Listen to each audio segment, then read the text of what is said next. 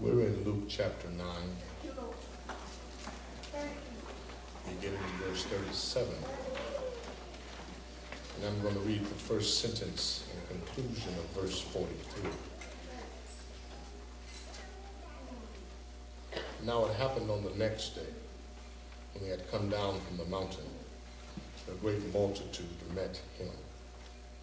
Suddenly a man from the multitude cried out, saying, Teacher, I implore you, look on my son, for he is my only child. And behold, a spirit seizes him, and he suddenly cries out. It convulses him so that he foams at the mouth, and it departs from him with great difficulty, bruising him. So I implored your disciples to cast it out, but they could not. Then Jesus answered and said, O faithless and perverse generation, how long shall I be with you and bear with you? Bring your son here. And as he was still coming, the demon threw him down and convulsed him. Then Jesus rebuked the unclean spirit, healed the child, and gave him back to his father. And they were all amazed at the majesty of God. And Lord, I bless him to the reading and hearing of his word. You may be seated. I want to talk about being in awe of God.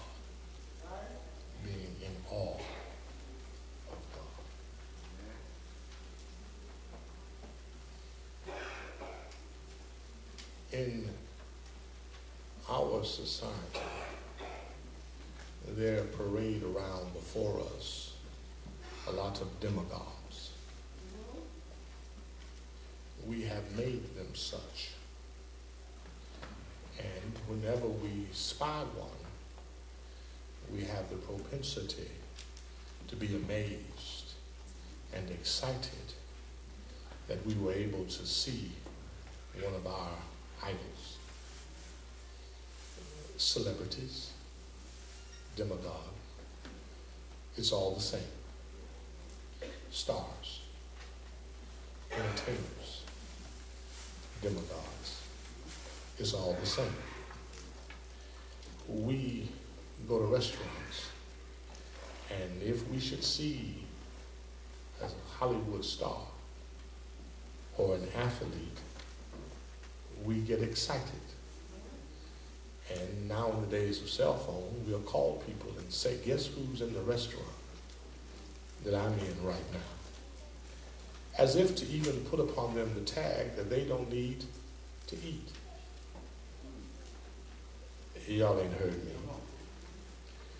We put them on such a high pedestal, and we have such great expectations of them, when in reality they're just ordinary folks.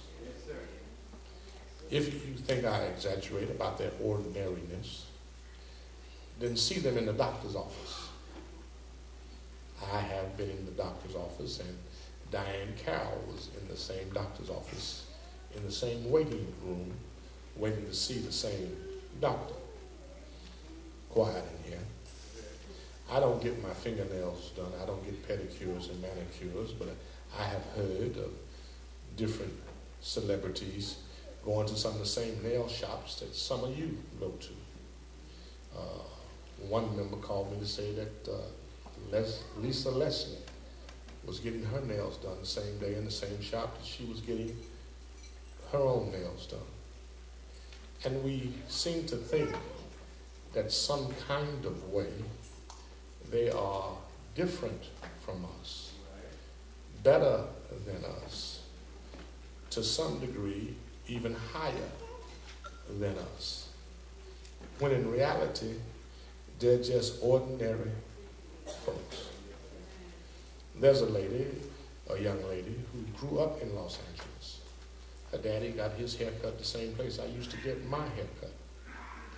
And for a while she dated a young man that I knew from Detroit. She's a big celebrity on TV every day. But she just grew up in South Central like everybody else. People see her and get excited. And it's amazing to me because in reality, she's just like everybody else.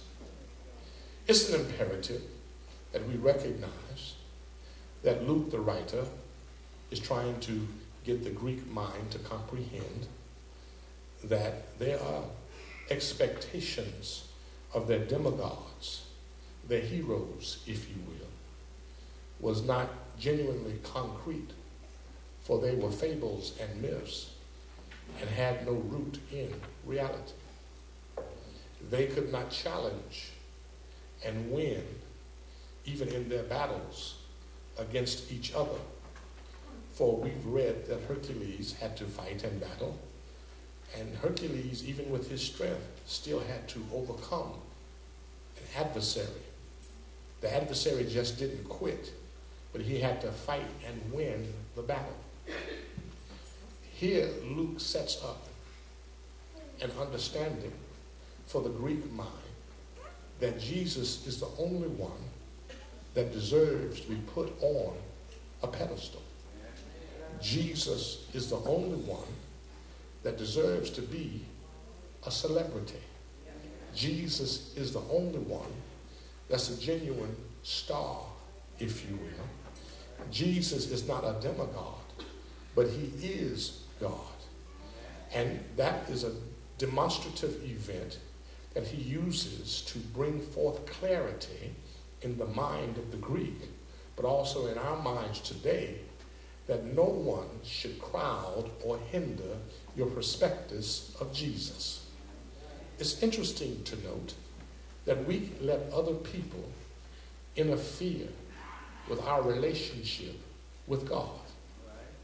If I'm not careful, I have to be careful, because if the Lakers are playing and we got Bible class, some folks ain't gonna make it, because the Lakers can't win without them watching the game. But now, if the Lakers are your celebrity, if they're your God, if they're your demigod, then they ought to be able to win whether you're looking or not. Oh, it's quiet in here. I must have hit a nerve. Because a whole lot of us set our week around, now that the NBA season is in swing, Laker games. Wanda up there chuckling and giggling.